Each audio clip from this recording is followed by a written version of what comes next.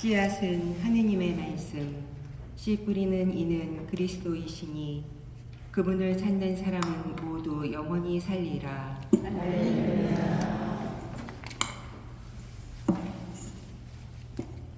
주님께서 여러분과 함께 또한 사제의 영과 함께 마르코가 전한 거룩한 복음입니다. 주님 영광 받으소서. 마르코복음 4장 1절에서 20절의 말씀입니다. 그때 예수님께서 호숫가에서 가르치기 시작하셨다. 너무 많은 군중이 모여들어 그분께서는 호수에 있는 배에 올라앉으시고 군중은 모두 호숫가 무태 그대로 있었다. 예수님께서 그들에게 많은 것을 비유로 가르치셨다. 그렇게 가르치시면서 말씀하셨다. 자, 들어보아라. 씨 뿌리는 사람이 씨를 뿌리러 나갔다. 그가 씨를 뿌리는데 어떤 것은 길에 떨어져 새들이 와서 먹어버렸다. 어떤 것은 흙이 많지 않은 돌밭에 떨어졌다. 흙이 깊지 않아 싹은 곧 돋아났지만 해가 솟아오르자 타고 말았다. 뿌리가 없어서 말라버린 것이다. 또 어떤 것은 가시덤불 속에 떨어졌는데 가시덤불이 자라면서 숨을 막아버려 열매를 맺지 못하였다. 그러나 어떤 것들은 좋은 땅에 떨어져 싹이 나고 자라서 열매를 맺었다. 그리하여 어떤 것은 30배, 어떤 것은 60배, 어떤 것은 100배의 열매를 맺었다. 예수님께서는 이어서 말씀하셨다. 들을 귀가 있는 사람은 들어라. 예수님께서 혼자 계실 때 그분 둘레에 있던 이들이 12 제자와 함께 와서 비유의 뜻을 물었다. 예수님께서 그들에게 대답하셨다. 너희에게는 하느님 나라의 신비가 주어졌지만 저 바깥 사람들에게는 모든 것이 그저 비유로만 다가간다. 보고 또 보아도 알아보지 못하고 듣고 또 들어도 깨닫지 못하여 저들이 돌아와 용서받는 일이 없게 하려는 것이다. 예수님께서 또 그들에게 말씀하셨다. 너희는 이 비유를 알아듣지 못하겠느냐? 그러면서 어떻게 모든 비유를 깨달을 수 있겠느냐? 씨 뿌리는 사람은 실상 말씀을 뿌리는 것이다. 말씀이 길에 뿌려지는 것은 이러한 사람들을 두고 하는 말이다. 그들이 말씀을 들으면 곧바로 사탄이 와서 그들 안에 뿌려진 말씀을 앗아가 버린다. 그리고 말씀이 돌밭에 뿌려지는 것은 이러한 사람들이다. 그들은 말씀을 들으면 곧 기쁘게 받는다. 그러나 그들에게 뿌리가 없어서 오래가지 못한다. 그래서 말씀 때문에 환난이나 박해가 일어나면 곧 걸려 넘어지고 만다. 말씀이 가시덤불 속에 뿌려지는 것은 또 다른 사람들이다. 이들은 말씀을 듣기는 하지만 세상 걱정과 재물의 유혹과 그 밖에 여러 가지 욕심이 들어가 그 말씀의 숨을 막아버려 열매를 맺지 못한다. 그러나 말씀이 좋은 땅에 뿌려진 것은 이러한 사람들이다. 그들은 말씀을 듣고 받아들여 어떤 이는 30배, 어떤 이는 60배, 어떤 이는 100배의 열매를 맺는다. 주님의 말씀입니다. 그리스도님 찬미합니다. 앉으십시오. 천매 예수님, 날씨가 꽤 춥죠? 오늘은 조금 약간 바람이 좀 죽었나요? 그래도 좀 빨리 좀 따뜻한 바람이 좀 들어왔으면 좋겠어요. 아주 날씨가 추운데 감기 걸리지 않도록 조심하시기 바랍니다. 오늘 성서 말씀, 저는 이 시간을 조금 글쎄요. 여러분 예전에 학교 다닐 때 국어 시간에 이렇게 뭐 문단 나누기, 뭐 이 작품의 저자의 의도, 작품의 시대 배경, 이 글의 주제, 뭐 이런 거를 좀 찾아내고 이렇게 했던, 그렇게 막 공부하고 그랬던 기억들이 있으시죠? 네, 좀 그래서 이 수업 시간으로 한번 좀 가보고 싶어요. 왜냐하면 오늘 이 복음 말씀, 씨 뿌리는 사람의 비유잖아요. 전반부에 씨를 뿌렸다고 이렇게 나와요. 어떤 거는 뭐 길에도 뿌리고,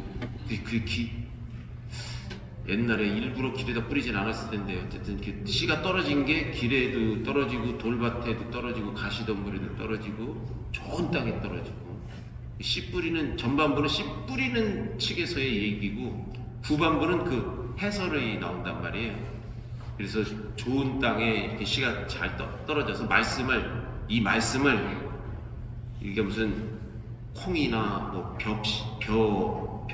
벼나 뭐 이런 이런 씨가 아니라 말씀이라는 씨앗을 뿌렸고, 그 말씀이 바로 내가 어떻게 받아들였냐에 따라서 금방 듣고 잊어버리는지 아니면 다른 거 복잡한 거에 얽혀갖고 그 제대로 싹을 못 틔우는지 그 후반부에 그런 해설이 아주 딱 나와 있어요. 깔끔해요. 근데 저는 그 중간 부분을 한번 여러분들하고 좀 공부를 해보고 싶은 거예요. 좀 약간 센스 있으신 분들은 야 이거 좀 이상하다, 중간 부분에 뭐 이런 11절 12절에 그런 부분이 나오거든요. 예수님께서 그들에게 말씀하셨다. 너희에게 하느님 나라 신비가 주어졌지만 저 바깥 사람들에게는 모든 것이 그저 비유로만 간다. 그리고 저들이 돌아와 용서받는 일이 없게 하려는 것이다 하고 나서 후반부에 이제 그 씨 뿌리는 사람 설명, 말씀을 받아들이는 것에 대한 설명이 나오는데,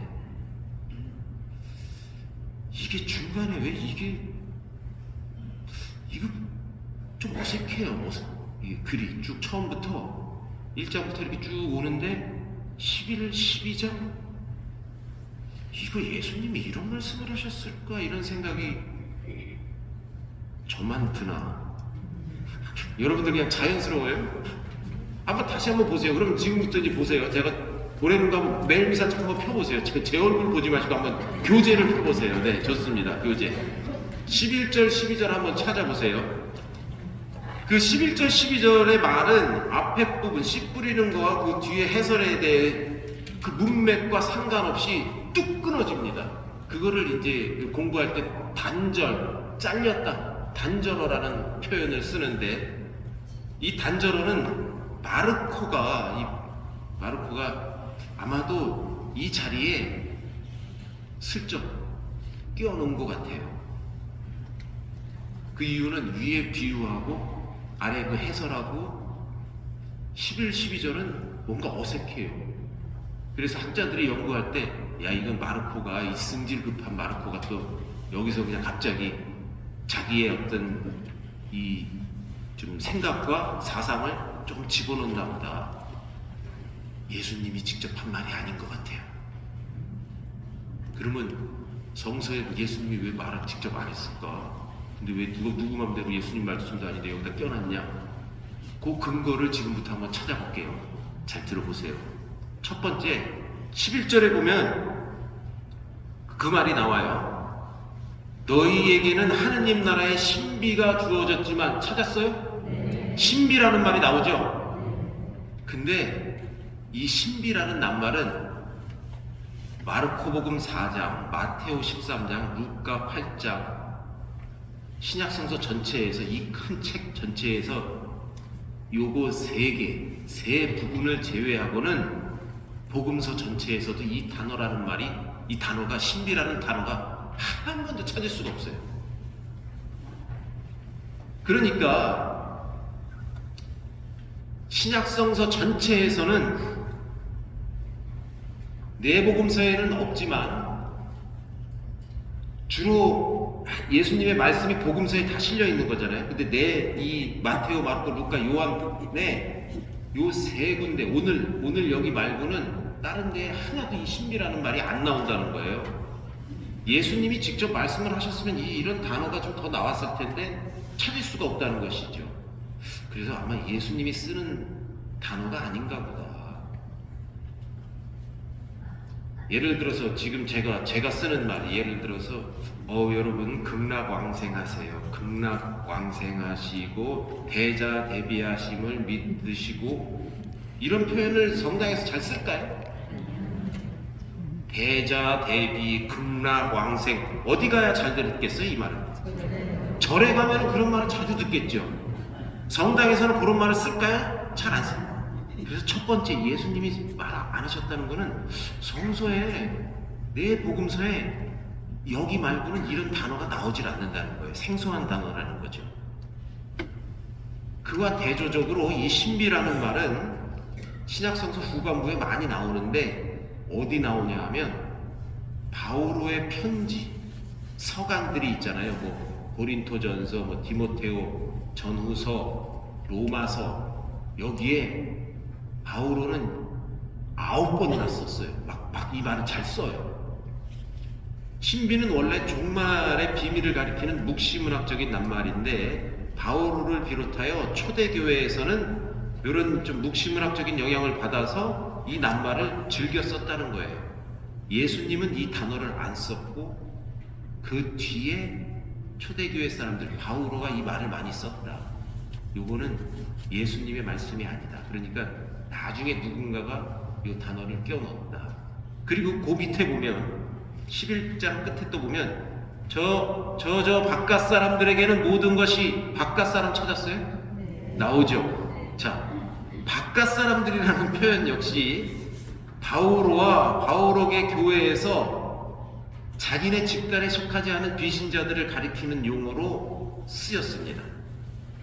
볼펜, 연필 갖고 계신 분들은 이럴 때 딱 쓰는 거예요. 이제 데살로니가 전서 4장 12절, 그리고 고린토전서 5장 12절, 골로사이서 4장, 이렇게 세 군데만 찾아봐도 거기에 바깥 사람들이라는 표현이 우리 번역으로도 아주 딱 써 있어요. 데살로니가전서 4장하고 고린토전서 5장, 골로사이서 4장에 보면 바깥 사람들이라는 표현이 있어요. 신약 성서나 딴 데 복음서에는 안 나와요. 바오로만 이 말을 또 썼던 거예요. 그러니까 바오로의 용어가 여기에 들어왔을까? 왜? 직접 예수님이 하신 말씀이 아닌 것 같다라는 두 번째 이유가 되는 거고, 세 번째로 보면 12절에 보고 또 보아도 알아보지 못하고 듣고 또 들어도 깨닫지 못하여 저들이 용서받게 하지 않으려는 것인데, 이 말도, 이 말씀도 이사야서 구약 성서를 이제 끌어다가 인용한 것인데, 비신도들이 하나님 나라에 관한 비밀을 알아차리지 못하는 이유는 하느님께서 그들로 하여금 알아보지 못하고 깨닫지도 못하도록 예정하셨기 때문이라는 것입니다. 예정했다? 에이, 어불성설이죠. 말이 안 되는 얘기예요. 근데 어떻게 이런 말을 할 수 있었을까? 묵시문학계에서는 사실 이렇게 될 것이다, 뭐 성서에 약간 좀 나오긴 하는데, 요한계문론에 조금 나오긴 하는데, 누가 불구자, 아픈 사람, 저 사람은 지 애비가 죄를 져서 그렇습니까? 왜 쟤는 나이 때부터 불구가 됐습니까? 쟤는 저렇게 되려고 예정이 되어 있었습니까? 이런 표현이 좀 나오긴 하죠. 그러니까 그 예정설이 성행했었는데 그 영향을 많이 받은 어느 신도가 비신도들의 불신 현상을 예정설로 설명했다는 것이죠. 이러한 이유들로 요 전반부와 후반부로 이 씨 뿌리는 사람 요 중간 토막에 들어가 있는 이 11, 12절은 문맥과 어울리지 않는 단절어인데, 유대계 그리스도 교회에서 만들어 전한 말이라는 사실이 요 지금 제가 말씀하는 세 가지 또 있어요. 요 한 세 가지로 이건 후대에 만들어서 첨가시킨 거구나 하는 것을 알 수 있다는 것입니다. 내용을 좀 요약하자면, 유대인들에게 하느님 나라에 관한 복음을 전했더니 그것을 받아들여서 신도가 되는 사람들과 거부하며 비신도로 남는 사람들로 양분되는 현상이 일어난다는 것입니다. 누군가가 이 현상을 묵시문학적 예정설로 설명했다. 사실 인간론적인 관점을 일체 고려하지 않은 극히 일방적인 해설이며, 신앙과 불신앙을 신론적인 차원에서 이제 아주 이렇게 나눠서 했다는 것이죠. 이 만수동 지역에 그리스도교 복음을 많이 전파를 했는데 딱 나뉜 거예요. 여기 복개천 저쪽 위로는 다 주님을 믿고 다 따르고, 이쪽으로는 우리는 안 믿어. 우리는 옛날부터 우리 조상들이 믿던 걸 믿을 거야. 너희는 안 믿어. 그러니까 저쪽에서 이 복음서를 쓰면서 저 복개천 건너 사람들은 이거 알아듣지도 못한다, 바깥 사람들은 이거 알아듣지도 못한다 하면서 저쪽 사람들이 이 후대의 복음서에다 좀 끼워 넣었을 가능성이 농후하다. 비신자들을 좀 견책하면서 비판하면서 쓸 가능성이 농후하다. 글쎄요, 여기서는 또 잘 지금 저쪽 뒤에 계신 분이 눈을 동그랗게 뜨면서 뭔 소리야, 주님의 이 성서 말씀이, 하느님의 말씀이 다 이렇게 써있는데 뭘 어디 사람이 막 이렇게 써, 이렇게 생각하시는 분 계실지 모르겠습니다만, 하느님의 영감, 성령의 영감을 받아서 사람이 어쨌든 써서 오늘날까지 이렇게 글로 나오게 된 것이죠. 또 번역의 번역을 거쳐서 나오게 되는 것이죠. 제가 강론 시작하면서 수업 시간이라고 그랬잖아요. 이런 거를 발견해내고 찾아내는 게 이 수업 시간에 또 묘미이고, 아, 성서를 또 이렇게 볼 수 있겠구나 하고 알아차릴 수도 있는 것이죠. 오늘 집에 가서 한번 이 말씀을 다시 한번 쭉 읽어보시고 11, 12절 이 바깥 사람들 신비 알아 깨닫지 못하게 한다. 이상한데 왜 이러지? 하고 다시 한번 또 보실 수 있을 겁니다. 예수님은 보통 청중이 쉽게 알아듣도록 비유로 말씀하셨는데 오늘 12절 분명히 보세요. 한번 읽어보십시오. 속으로 지금 보아도 알아보지 못하고 깨닫지 못하게 한다고? 납득이 가질 않습니다. 예수님이 알아듣지 못하게 하려고 일부러 비유를 말씀하셨다? 알아듣지 못하게 하려고 예를 들어서 가르치는 선생이 세상 천지에 어디 있겠습니까? 말이 안 되는 얘기예요. 마르코의 신학의 특징을 보면 예수님은 이스라엘 백성에게 당신이 누구신지 밝히기를 고사하고 오히려 신분을 좀 감추십니다. 지난주에 말씀드렸어요. 당장 그 사람에게서 떠나가라. 그러니까 마귀들이 당신은 하느님의 아들 예수 그리스도이십니다. 막 이러니까 항구령을 내리죠. 입을 다물라. 그리고 베드로가 당신은 살아계신 하느님의 아들 그리스도이십니다 하니까 그 말을 절대 아무에게도 이야기하지 말라고 이야기합니다. 그리고 사탄아 썩 물러가라 이런 얘기를 하면 어찌 너는 사람의 일만을 생각하느냐 이렇게 얘기를 하죠. 나중에 마르코는 십자가 위에서 백인대장이 이 사람이야말로 하느님의 아들이셨구나 라고 고백이 나올 때까지 예수님이 하느님의 아들이심을 비밀스럽게 말하지 마라, 어디 가서 이야기하지 마라 이렇게 항구령을 계속 내립니다. 중간중간에 마귀들이 막 저희에게서 떠나주십시오, 당신은 하느님의 아들이십니다 하지만 항구령을 내려요. 이게 마르코의 아주 제일 첫 번째 신학 특징, 메시아 비밀 사상이라는 것입니다. 알고 계시면 좋아요. 메시아 비밀 사상. 이것과 관련해서 또 백성들에게 알아들을 수 없는 비유만 말씀하시고 제자들에게는 따로 비유를 풀이해 주셨다는 비유 이론, 이 두 가지가 마르코에 있어서는 아주 특이한 그런 신학적 사상인 거죠. 그러니까 메시아 비밀 사상과 비유 이론, 이 두 개가 연관되어서 이런 좀 글들이 나오게 됐다 하는 것을 여러분들이 알고 계시면 좋을 것 같습니다. 네. 얘기를 더 못하겠어요. 벌써 헷갈리시죠? 뭔 얘기야? 약간 골치 아프죠? 자, 포인트만 잡고 가요. 일단 이런 게 있다는 걸 알고 가시면서 오늘 주제는 그런 것 같습니다. 지금 이 시간에도 이 말씀을 통해서 우리에게 씨를 뿌리고 계십니다. 말씀이 뿌려지고 있어요. 여러분 잘 보듬고 잘 간직하십시오.